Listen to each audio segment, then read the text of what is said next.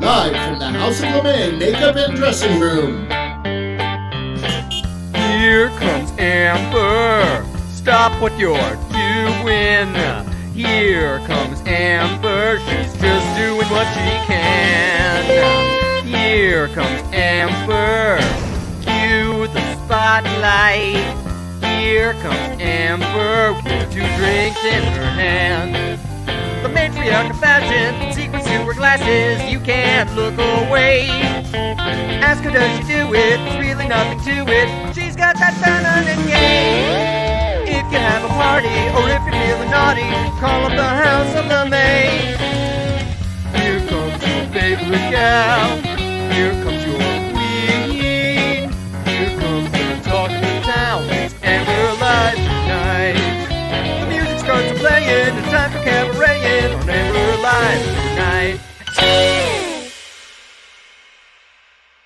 Ladies and gentlemen, please turn off all cell phones and get ready for your host, Amber LeMay.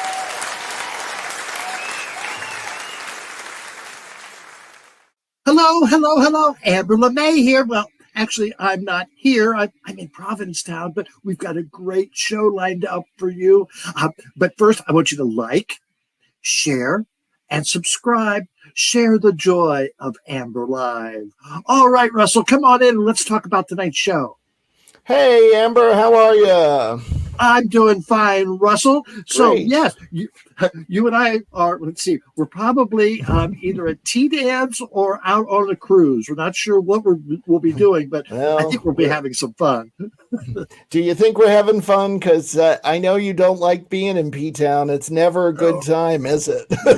but we will adhere to all the COVID restrictions and precautions that they put out there. We will be very careful. There will be masks. There will be vaccination cards, and I'm planning on avoiding indoor spaces for the most part, other than our house. Yes, it's a very, very, very fun house. Yes. All right. So, Russell, let's share what people should be watching us on. Well, as you know, we are running on a number of platforms, but the best one to watch on is always YouTube. And that's because when you watch on YouTube, you're seeing Amber in full HD, and we want you to enjoy that full HD. You can watch on Facebook, you can watch on Twitch. I think even Twitter carries us, but YouTube's the best place. And you can always go back to YouTube and check out the past shows if you would like. And when you're on YouTube, please remember to subscribe to our channel because we need those followers. That would be a big help, and we need all your help. Yes, that YouTube, our YouTube channel, I think there's like 500 different videos on there now, complete shows of all of our shows, all 65, 66 shows. And then you've chopped up 70, oh my gosh. You've chopped up all the shows with individual segments and of the individual guests, and those are fun to watch too. So there's a lot to watch on our YouTube channel. Yeah, and there's some original stuff there that you've never seen before anywhere else from the old days. There's all kinds of stuff to see. So we do recommend going and checking it out. You can see Amber in the early years. I look better now. Yes, you do. You've aged well. Vodka does that. It preserves. I'll call Platinum right away and tell them.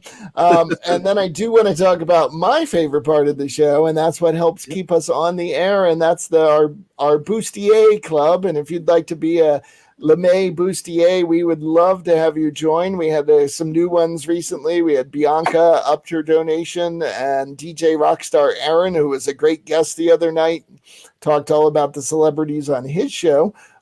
He sent us a nice donation as well, so we want to thank them. And you can become a Bustier using the Venmo you see there at RJD Pro, or we now also have a button on our website, amberlive.tv.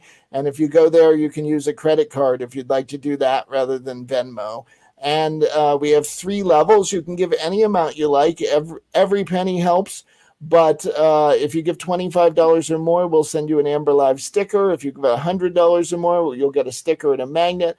And for $200 or more, you'll get a sticker, a magnet, and an Amber Live mug, which we love to drink out of our Amber Live mugs. We've always got them in hand. Yes. Yeah. I love looking at that list of bustiers because not only does it have our loyal, longtime Vermont fans and friends that have been following the House of LeMay for 25 plus years, but also it has a lot of our past guests. And I'm thinking, God, they must have liked the show if they decided to throw some money in the till. Yeah. And plus, it's not just our past guests and our Vermont friends. We've got people on there from California, from Tennessee, from Florida, from Massachusetts, from New York, from Ohio. It's really amazing how the widespreadness of Amber Live.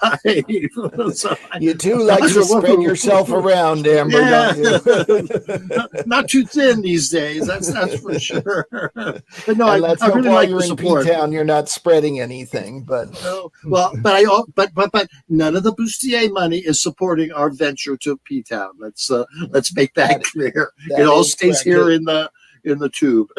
It all goes to support things like the cost of the StreamYard, which is the software that runs this. And we have a website that we have to pay for. And there's lots of other things, our mailing list. Everything costs money, unfortunately. So your help is greatly appreciated. Yes, thank you. All right, so let's talk about the guests for tonight.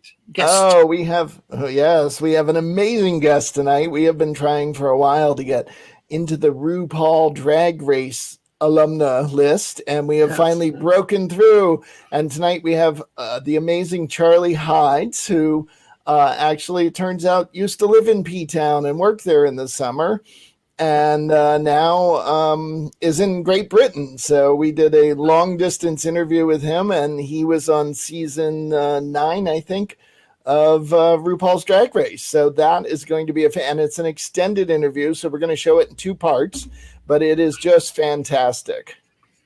And I loved it. I said, well, didn't you sign a non-disclosure agreement? He goes, come and get me. So he spilled some tea. That's a lot of fun. And then, of course, we've got a lot of our regulars tonight, and we've got some classic stuff, some new stuff, so it's going to be fun. So sit back and enjoy the show. Have a great one, Amber. Oh, thank you. All right. Yes. So we have Charlie Hides, alumni from RuPaul's Drag Race. And this interview was done back in July, but a lot of great information and entertainment. So take it away, Amber and Charlie. Thanks, Amber. Anyway, as she said, I have a really great guest tonight, and you've seen her on RuPaul's Drag Race and several other places. Let's welcome Charlie Hides. Charlie, come on in. Hello, how are you? Hi, Charlie. I don't know where to start talking to you because you've got such a great career, and I'd like to know where it's been and where you plan on going in the next couple of years as well. So let's start off. From what I've researched, yes, I do that every once in a while. You started off in Boston, P-Town area. Is that correct? Yeah, born in Boston, Massachusetts. Started working in comedy clubs in Boston, in Faneuil Hall at the comedy. What was it called? Can't even remember the name. It's been so long. And a club cafe in Boston. And then I started spending my summers in the late 80s, started spending my summers in Provincetown, performing there. Now, when you were doing the comedy clubs in Boston, were you in drag? Were you? I started now. I was underage. I used my brother's fake ID. So my act at the time was doing lots of different characters and doing bringing stories to life by just putting on quick prop, like a pair of glasses and a cigar to be an old man, or a wig, hats, just silly props to bring the characters that were voices to life. And then there was this one where I just put on this really, this Marilyn Monroe-ish blonde wig and these red cat glasses. And I was this character, this starlet called Candy. And every time I did that character, the audience just elevated. And so then I started getting requests. Oh, could you do just that character? And then of course I had to do full makeup. And then Candy Kane's career was born. So for years, I traveled all around the world as Candy Kane. And then she married an 89-year-old multimillionaire named Reginald Baxter, heir to the soup fortune. And so she then became Candy Cane Baxter. As you do. Yes. So what type of act did you do in Provincetown? It was celebrity impersonation. So for many years, it was myself and Joanna James and Dana Denzel, and we were an act called Boys Are Us. We had a big like Vegas style review. Well, we were part of a big Vegas style review in Saugus, Massachusetts, at the Palace, and we had backup dancers and lots of different acts with us. And then we had this opportunity to go to Provincetown. So it was just the three of us rather than like a cast of 10. And it was all celebrity impersonation. Well, mostly celebrity impersonation and comedy. And so have you been back to Provincetown recently? I have not. I was there in the summer of 2004. I got married with my husband. That was a summer that same-sex marriage became legal in Massachusetts, and I just happened to be performing there that summer. So my husband and I got married, but my career took off on this side of the Atlantic here in the United Kingdom.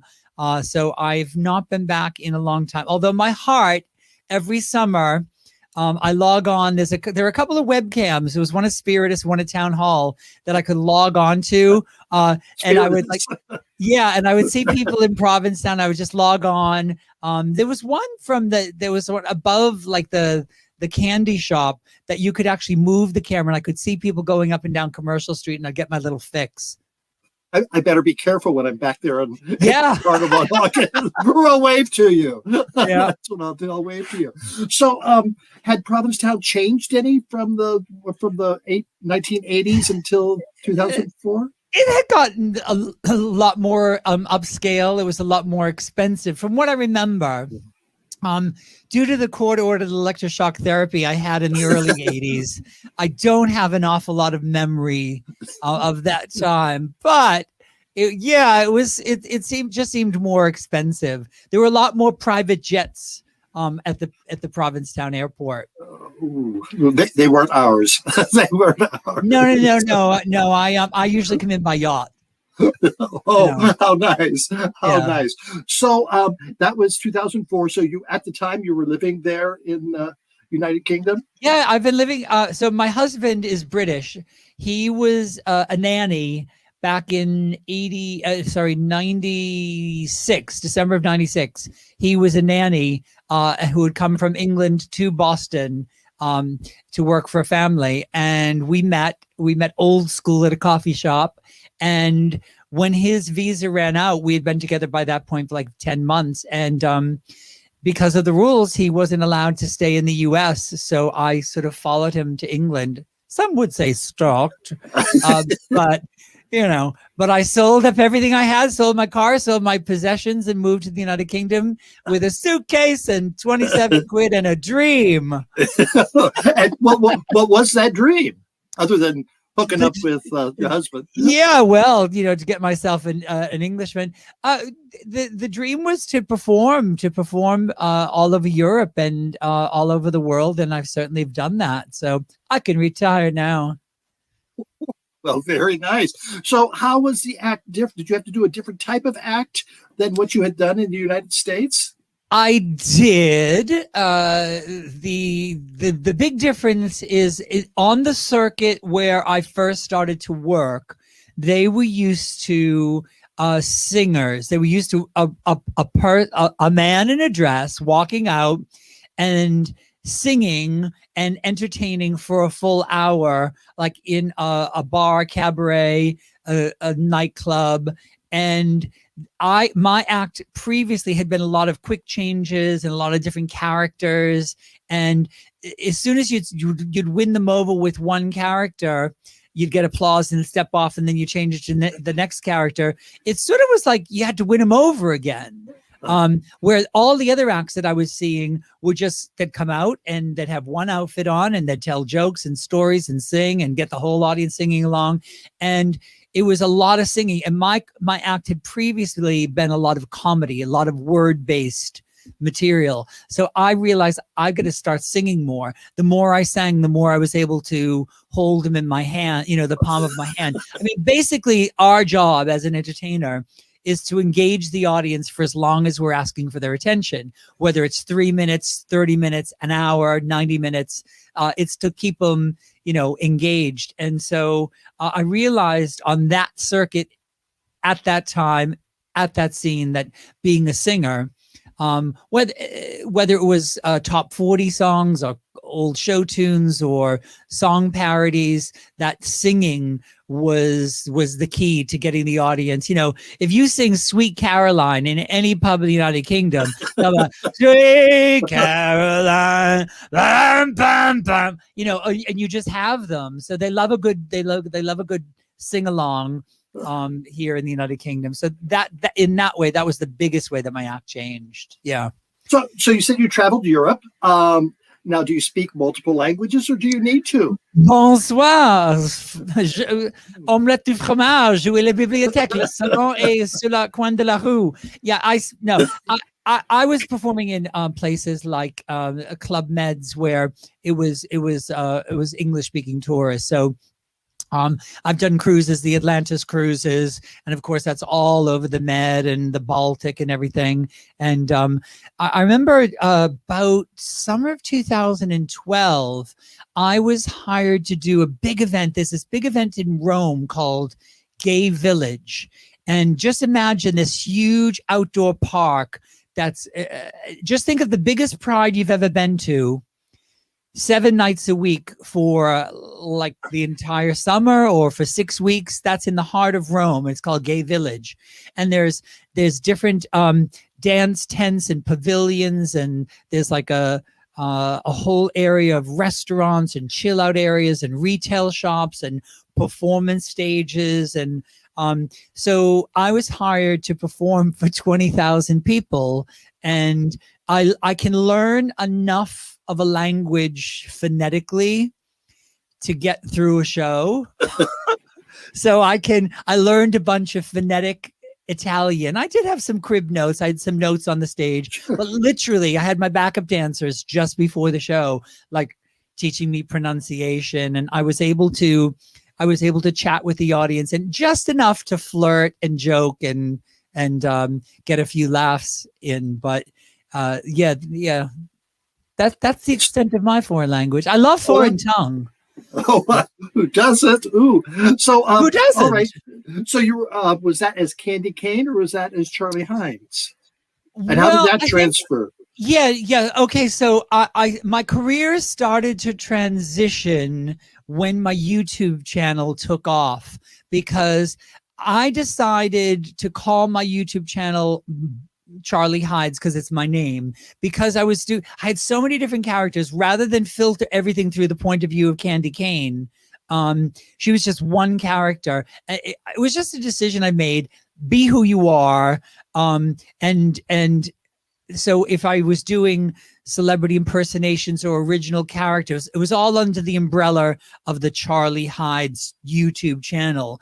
But what happened, because I did some parodies in the this is 10 years ago now, in the run up to going viral, I had done some movie parodies like Scream.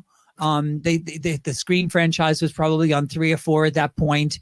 So I did, in my parody of it, I started with the Drew Barrymore doing the popcorn, and then the Scream guy calling, and then he proceeds to call a bunch of celebrities. So he calls Judge Judy, and he calls Paris Hilton, and and I was playing all these characters, and that one went viral. And then I did a couple of Lady Gaga parodies, like song parodies. And then I don't know what happened, but I just decided I know what happened was I was doing a lot of topical zeitgeisty sort of references. I was finger on the pulse, sort of what's going on in pop culture. I'll mock it. And at the time, Lady Gaga's career was going through the roof. Do you remember at that point in her career when she was changing her outfit every like 5 minutes? She was on the cover of every newspaper. Every day she would have changed, and each outfit was more amazing than the next. And Madonna had sort of retreated a little bit because she was editing her movie, the Wallace Simpson movie. And so in my head, I imagined, is this getting to Madonna that all the gays are paying attention to Gaga? And then I just thought, well, what would that be like? What is Madonna's world at the moment? And I shot a little video, and I remember it distinctly because it went viral on my birthday 10 years ago, July 12th. And it just went massively viral, hundreds of thousands of views, and now over 1 million views.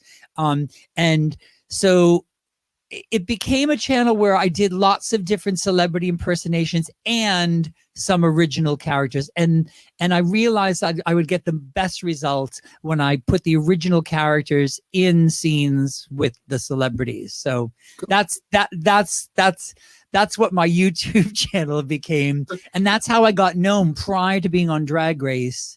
I got known for that.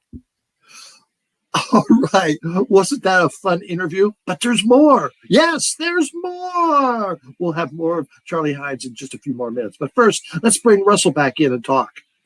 Hey, Amber. Oh, my God. What a great interview this is. that was really a fun afternoon talking it to was. him. We were privileged to have him on the show. Or her. Yes. Quite an entertainer and a very nice person. Yeah, and we got more coming up, so stick around. We have the other part of that interview, and we have some other fun stuff too, so stick around.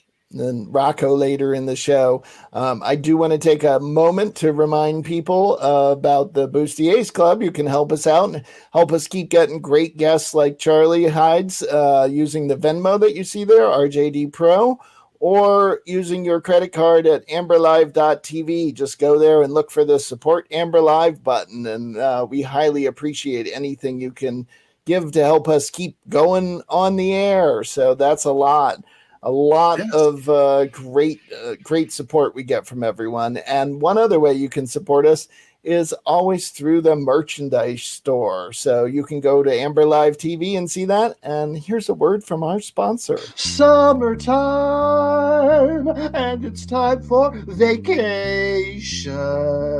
Vacation. Where would I want to go? I know. I think I'd like to go to the beach. Don't worry. I'm bringing my vodka with me. Oh, wow. If I'm going to the beach, you know what? I'm going to need some beach towels. Where can I get some quality beach towels? Oh, I know. AmberLive.tv. There's a bunch of collection of really nice towels. And, how about some T-shirts and some muscle shirts? Those would look nice on the beach. And let's see. If it gets cool at night at the clam bake, what am I going to wear?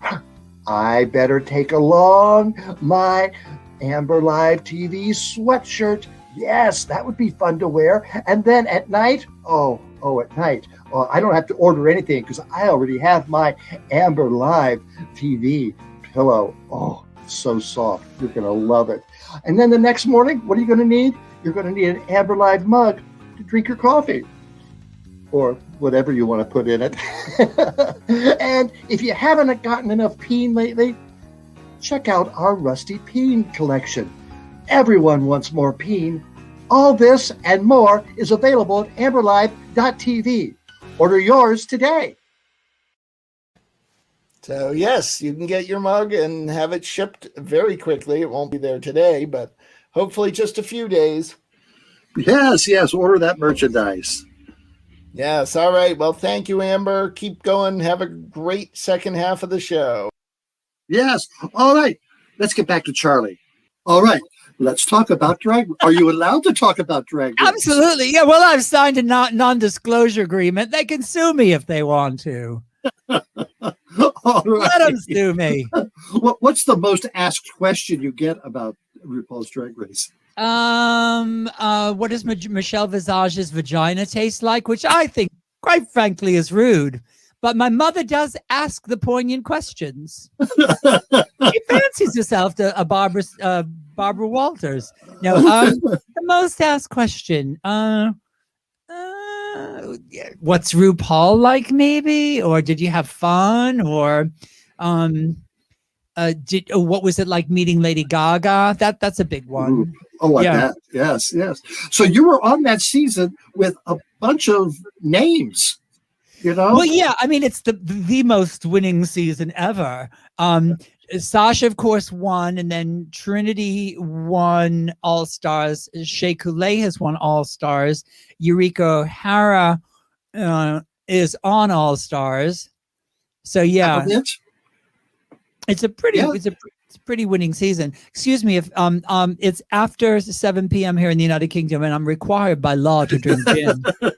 You go right ahead.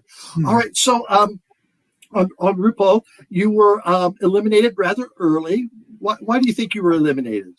Because I broke my rib doing cheerleading. So the second week. Now, mind you, I'm the oldest contestant to have ever competed on RuPaul's Drag Race in history. And they just thought, wouldn't it be fun if we made the old bat do cheerleading? I mean, they were making me do cartwheels. They were asking me to do things I haven't done since my junior prom. And that was in the back of a what was it, a Dodge Dart Swinger Special. But yeah, so it was the cheerleading challenge just killed me. I was lifting Shea Coulee, someone half my age. I had to lift him up in the air, not 20 times, not 30, like close to 40 times during rehearsals. And on the day that we actually filmed the cheerleading thing, what people don't know is that whenever they do one of those great big dance routines or like a big set piece number, they show the choreographer working with the dancers and then they're getting it wrong. Oh, I can't do this. Oh, I can't do this. And they struggle and and then they turn the cameras off. And then they rehearse, they change the choreography, they break it down for you, they make it easy, and you rehearse it for a couple of days. So that's what happened to us. You saw us first doing the cheerleading on a Thursday, and then we rehearsed all day Friday, all day Saturday, all day Sunday, and we filmed it on Monday. And on the second time through on filming lifting Shake, I thought I got kneed. I thought he like hit me in the knee, and it was just my rib cracked. And so from that point on, I was duct taping my rib, and I just struggled from that point on. So c'est la vie. Things you don't always get what you want. Sometimes you just get what you get. So that's interesting because it looks like, okay, today's challenge is boom. So you practice it in the morning and then they film it at night, you know? No, it's hard to get a time. Yeah. It's become those big set pieces like the musicals, you know, when they do the Rusical, those have been rehearsed for several days, this choreography, and it's like they're making television. So they want it to look like it happened like that. And then they want you to be surprised and by look how polished it is and look how good it is. Look at all the stunts and the flips. Yeah. Several. I probably shouldn't say that. Yeah, we rehearsed for 5 minutes. 5 minutes. That's all we rehearsed. So were you able to do Snatch Game that season? I was not. What would you have done if you had? I have very few regrets in life. Very few regrets.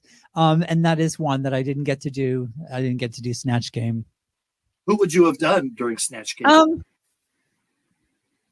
I brought Teresa Caputo, the Long Island medium, with me, which oddly enough, this hair just looks like a blue version of that right now. I think I brought Sharon Osbourne with me, and I brought Joan Rivers. Has anyone done Joan Rivers? No Americans have. I saw somebody do it in Canada and wasn't impressed. But yeah, my Joan is pretty legendary. Well, can I meet her? I wasn't. Well, you've obviously met her plastic surgeon. That's fine. So what are some? Well, with Joan, you just have to start with it. I mean, everybody. This is the thing. I did Joan as a professionally for years, and what I did was I wrote material that was topical.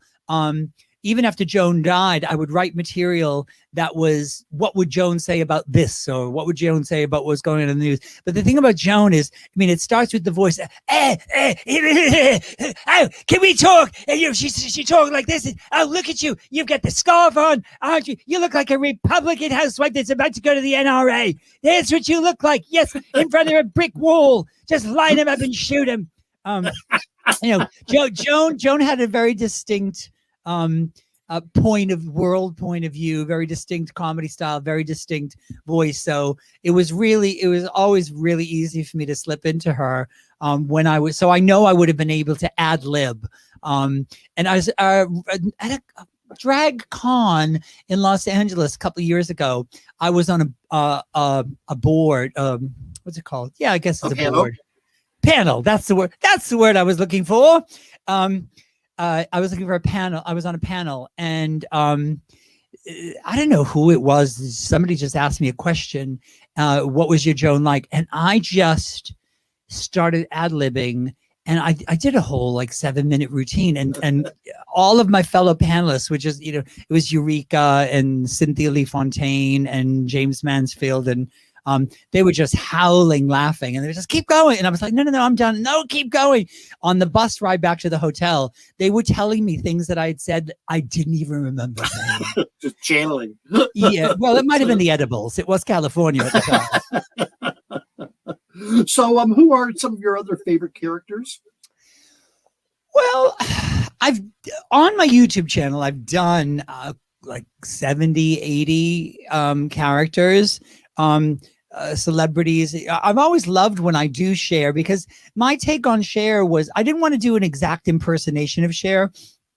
And the sort of angle, look at when you watch Saturday Night Live, they take one thing about somebody's personality and they hook it, that's the hook, that's the way into the character. That whether it's Tina Fey doing when she did Sarah Palin, or they find that one thing that they might accentuate and crank up. I took the position that Cher was so famous that she didn't really know or care who anybody was, and that she would do it for a laugh. So in the Charlie Hides world on YouTube, I imagine that Madonna, Cher, Lady Gaga, Liza Minnelli, Joan Rivers, Sharon Osbourne, Lana Del Rey, all the famous people regularly hung around together at a place called Divas Anonymous, or they would hang out at Cher's house for book club, or they would braid each other's hairs and play Jenga. And that when these different celebrities would call her up to say, hey, Cher, did you hear what's going on? This is in the news. Because I would write the shows, I would write each episode within an hour of filming. I would write it on a Monday or Tuesday and then film right away and then upload it on Wednesday. So all the jokes were topical, like Saturday Night Live. And they would call up Cher and they'd say, Cher, did you hear this? What's going on? Did you hear Lady Gaga slapped a policeman or whatever? And Cher would say, who? She never knew who anybody was. Hey, Cher, it's me, Joan Rivers. Who? Hi, it's me, Lana Del Rey. Who? And then they'd have to say, I won an Academy Award, or they'd have to give her all these. No, never heard of you. And she was cantankerous, and she'd hang up on them, and I just had fun with it, and that was my version of Cher, and for better or worse, it got a laugh. It made me laugh, and that's all that matters. So have you heard from any of the people that you impersonate? I have indeed. Spill some tea. Well, from a lot of them. Cher famously started following Twitter about 7 years back when she only followed 78 people. I was number 79. I'd heard from her vocal coach here in London that she had been watching my videos, and that she and her sister and some of her friends were doing impersonations, they would mimicking my impersonation of Cher. And Cher thought it was funny. And so when Cher, she was being interviewed by somebody, I think it might have been when she was in Australia, and they asked her who her favorite impersonator was of her, and she said me, and it's in print. How exciting! So yeah, and she complimented. She's talked about my videos on YouTube and that I was doing Madonna and Lady Gaga and then Lady Gaga was very complimentary when I met her. And I apologized to her about all the videos I made. She said, "No, don't worry, honey. I think they're hysterical. You're so funny." That's my Gaga impersonation. But yeah, people have been very kind, and I know that Madonna has seen my videos as well. But all right, so you've done that. You've done RuPaul. You've done the clubs. You've done tours. Now you're playing bingo. Well, yeah. Well, why wouldn't I be? Why wouldn't I be? Interesting story about bingo and Provincetown, my favorite place on earth, is so back in early 90s, I was performing 6 nights a week doing my show Boys R Us, and my friend David Flower, who does all the circuit parties there, the summer camp parties, he was doing his regular club night at the Crown and Anchor, and he said it would be really fun on Tuesday nights, my one night a week off, if we did gay bingo. And I said I agreed to it, and there was money involved, and he said free drink tickets. So I said yes. And so I agreed to it. But then on the day, I was like, oh, I just can't get into glamour drag again. I've been running around with the big blonde hair and everything. So I went into my drag room. I called him up. I said, can I just show up as a character? He said, show up however you want. So I went into my drag room and I started pulling on these different accessories. And like that, I created a character called Angelina Tortelloni. And in my head, she was the widow from East Boston. You know the houses in East Boston where they have the Madonna on the half shell patron saint of bathtubs. Those. Oh yes. Yeah, with the harvest gold aluminum siding, and I Mary decided, on the half shell. Yes. Exactly, Mary on the half shell. So I decided that Angelina Tortelloni would smoke Virginia Slims. She'd be a widow. She'd have 2 kids from Angela. What was the kid's name? Sabino. I can't remember. From Angela, and she'd hey, how you doing? My name is Angelina Tortelloni from East Boston. My son is Sabino. He's a stupid boy. And I did all this age makeup. When I showed up at the bingo and started doing it, they didn't know who I was. All these queens that knew Candy came. Look at who is that little old Italian lady? Where did David get her? And so if somebody asked me a question, I would answer in character. And all of a sudden, kind of like I was the antenna. I could ad lib, I could answer, I could tell you. And as I'm doing this bingo night, different people in the room, I knew them. I'd known them for years. So I would tell them gossip about themselves. I would make fun of them and their ex-boyfriend. They're like, how does this old lady know this? And that began my love affair with bingo. And I did it that summer. And then when I moved to England, I took a hiatus from bingo. And a couple of years ago, I just started doing it again and started having a lot of fun. And I could, there are no rules. I can just do whatever I want. And so I started doing bingos before the pandemic, in theaters and big venues. And I actually had a whole sold out tour booked, and then the pandemic hit. And I thought, what am I going to do? Here in the United Kingdom, we were shut down for 6 weeks. After refunding all the tickets, my eyes were bloodshot from crying. I was like, I got to do something for 6 weeks. So I thought, okay, well, I'll try to see if I can do bingo online. And I did, and it's been a huge success. And very I've good. got the most successful bingo in the world. Thank you very much. So yeah. Well, that is so cool. So what do you want to do now? Now that the pandemic is over? It's not over. Have you heard of something called the Delta variant? I live yeah. in Vermont. There's an entire Greek alphabet of variants up the wazoo, just waiting to pounce. Well, right. So I'm going to be returning to live, doing a little theater in the West End called The Garrick, in the West End at the end of the month on July 31st. So yeah, just returning by going back to the West End. And after I do that, I've just got a solid, at the moment, I'm doing tons and tons of corporates online.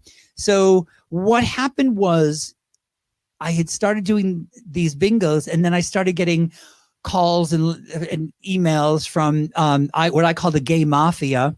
Gay men that I've known over the years, met on cruises, or that knew from shows, who were in the HR department at Google, Amazon, Facebook, Netflix, all these big Disney, and just saying, all of our employees are stuck at home. We're all working from home. We want to do something fun. So I started doing like team social. What's the word I'm looking for? Team socials, team building. Cocktail happy hours on a Friday, bingos, quizzes, game shows, you name it. And the word started to spread. And so I never advertised, never marketed. I just answered phone calls and put bookings in the diary. And so if you had asked me about this a year ago, like, did you think you were going to be interviewing people on the internet 16 months ago? No. Did you, when you first did your first interview, did you think you'd still be doing? Did you think you'd be scraping the bottom of the barrel? Who is this blue-haired freak, and why am I talking to her? Here, 68 weeks later, I get to yeah, you. Exactly, and that's what it's been like for me with corporates. Today I just finished a show for a huge accountancy firm. It's an international accountancy firm.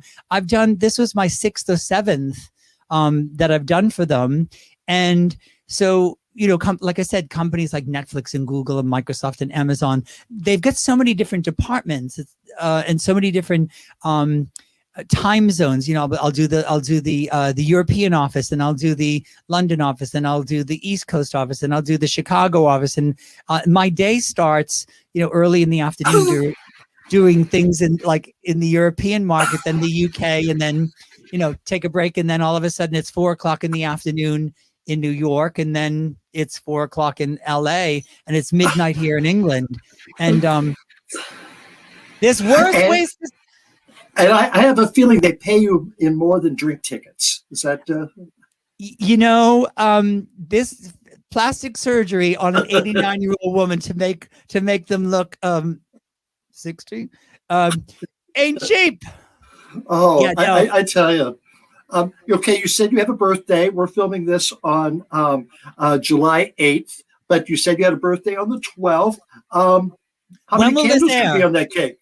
I don't know. Right, well, by then, I will already have had my birthday. Happy birthday to me.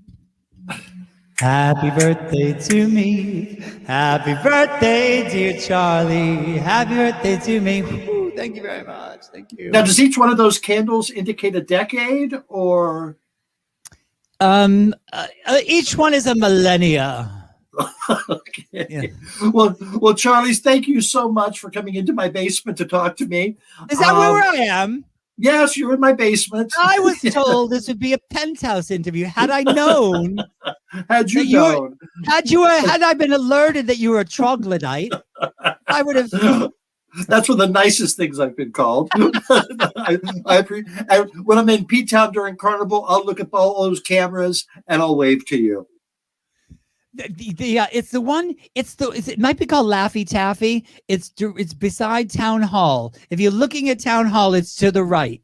It's where they do the saltwater taffy. There's a camera right up there, so just wave to that one or the one about Spiritus. Will do. Well, thank you so much, and you're very welcome. Have fun with the bingo. Thank you very much. Thank you very much. Good to talk to you. Yes. Bye. Yes. Bye. That was too much. Thank you so much, Charlie, for taking time out of your busy schedule to talk to Amber LeMay. Thank you. Back to you, Amber. All right. Yes, we're out of town, but you know what? We still have to eat. And you know what we're going to eat? Something from Lucy Bell. I wonder if it's going to be this episode of Bitchin' in the Kitchen. Bitchin' in the kitchen with Lucy Bell. Hey everybody, it's Lucy Bell LeMay here with another episode of Bitchin' in the Kitchen, come to you from the hot damn trailer park in Beaver Pond, Vermont. We're gonna make a cake, and it's almost ready because I had to cook it ahead of time because it's got to cool a little bit. And I thought, why not let it cool and then we'll maybe come up with a cocktail. All you need is a 9x13 dish, buttered real good, and dump in a can of pineapple with the juice, crushed pineapple, and cherry pie filling, and a cake mix. All you need is just the powder. And you just sprinkle that on top, spread it around, and then top it with butter, a whole stick of butter. Just cut it in little bitty pieces and lay it out. Oh, perfect. Now, let's take it out of the oven and see how it turned out. Oh, beautiful. Isn't it a good thing I got to go to the grocery store? Isn't that lovely? Oh, smells better than Grandma's butt ball. Yes, it turned out beautiful. Now we gotta let it cool a little bit, okay? So while it's cooling, let's make ourselves a cocktail. Let me grab my bar. Ta-da! Okay, so what goes better with cake than coffee? Yeah, we're gonna make ourselves a coffee drink. So I got my little Amber mug. Amber's mug. Oh God, I never thought I would drink out of anything with Amber's mug on it. So fill it about half full with coffee. There we go. And then we're going to do a ½ ounce of the maple cream liqueur. Oops, good stuff. Well, we're just going to guess. There you go. Looks good. And a little bit of Jameson, some Irish whiskey. Let's do a shot of that. Oh, yeah. And we're going to top it with a little whipped cream. Excuse me.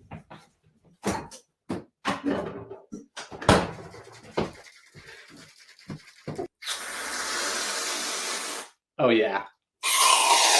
Oh, and I'm going to use my new straw that Amber gave me. Oh, screw that. Where's my dick straw? There we go.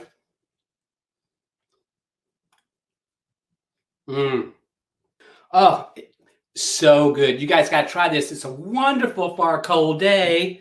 Now, let's try our cake. Oh, yes.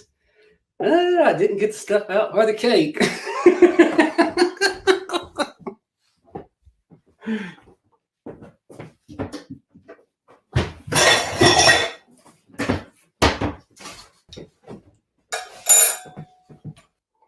Oh, it's got a crunchy top. That's what that butter does. Look at all that gooey.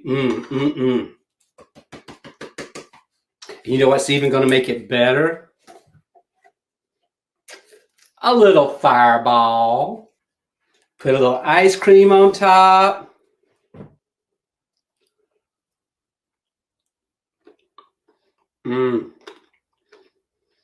I like a crunchy top. Very good. Hey, you guys take care, and I'll see you next week. And now, let's take a deep breath. And, well, I guess we can't take a deep breath because Rocco's here. Rocco, I think Rocco's here. There he is. Hey, Rocco Zamboni. how you doing, Amber? Oh, I tell you, I feel like I've been in P-Town. No kidding. Good Lord. First off, I'm trying to catch up to Ryan. Oh, my God. I'm going to be here all night doing that. You're going to have to catch up, that's for sure. Hey, Yeah. did I ever tell you the time last year I was actually at P-Town? Did you know that? No. All right, let me explain. I wanted a vacation. I figured, you know what? I heard about, Provincetown And I figured, that sounds like a good place to go check out. And then I looked at the brochure, and they had something called Bear Week. Bear Week? Are you kidding me? There's going to be grizzlies, koala bears. I'm like, Kodiak bears. And I'm thinking the polar bears are going to obviously want to go to there and get out of the cold for a little while. So I'm going to Bear Week. Let me tell you something. It is not what you think it is. It's not. No. I get there expecting to see Yogi Bear, and I see some hairy guy just wolfing down beers wearing leather and stuff. I'm like, they didn't say this in the brochure. So, of course I stayed, I was like, I'm going to check it out because I'm Rocco. I want to see what's going on. And let me tell you, it was fun. I had a good time. These guys were crazy, I had to keep my pants on because it was a little crazy for Rocco, but I got some pictures I could even show you. Oh, really? Okay. Yeah, please. You want to see them? Let me show you some pictures. Hold on. Russell, you want to show? Russell's got it. All right. Oh. These two guys. All right, let me explain. I had to cover the faces because, sometimes guys might tell their wives, listen, I'm going on a fishing trip. And they end up in P-Town. I'm not here to out anybody. So these two guys wanted to get married. And, since I'm an ordained marriage kind of guy, I was happy to oblige. And as you can tell, I was a little drunk. All right. Now let's see the next picture. Look, a tea party. I still don't know what the hell a tea party is. What the hell Alice was playing music at that tea party.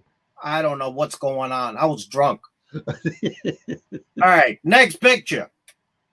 All right, now let me tell you something. These guys were hilarious, but I was still pretty scared.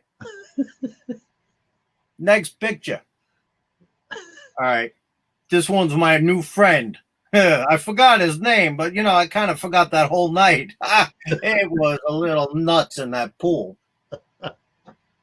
So, last picture. Oh, Hey, here I'm hanging out with the Bear Claw gang. These guys were fun, I think, because I was pretty drunk. I don't know. They told me I had a good time. So let me tell you, I recommend, I know you're all into the carnival thing. You can get rid of that picture now. We've seen enough of those guys, right? do you know what the worst job to have in P-Town during Bear Week? I'm afraid to find out. What? Unclogging drains. Oh, God. Yeah, I heard that when they're all in the pool, it's called bear soup. Oh, you've done your research. Yeah, I was there. I saw it. It was just not my thing, but I still had a good time. I recommend it to anybody who wants to go check out bears. Bears. Huh? Don't expect bears from the zoo like I did. I made that mistake. I've lived and learned. It happens. And you're a better person for it. I am a better person for it. Maybe I'll go to this carnival thing you guys are talking about. That sounds fun. It really is. Well, we have a couch for you. All right. Are there a lot of ladies there? There might be. I don't know. I'll find one. Whatever. Well, Rocco, you have a good week. Thank you for stopping by. You too, Amber. And hey, everybody, whatever. Have a good time this week. Good week. See you later. All right. Thank you, Rocco. Oh, my. Got to have Rocco stop by, and I'm glad he had a good experience in P-Town. Well, that wraps up tonight's show. And next week we have, I'm not going to tell you. No, you're going to have to check on Facebook or on YouTube. We'll have some clips on there. And if you know when we're coming on live, we might do that too. So get with it. Check with amberlive.tv, and we'll see you next week. Bye-bye. Why do we watch this every week? Because our moms let us stay up extra late for it. Well, it might be time to rethink that deal.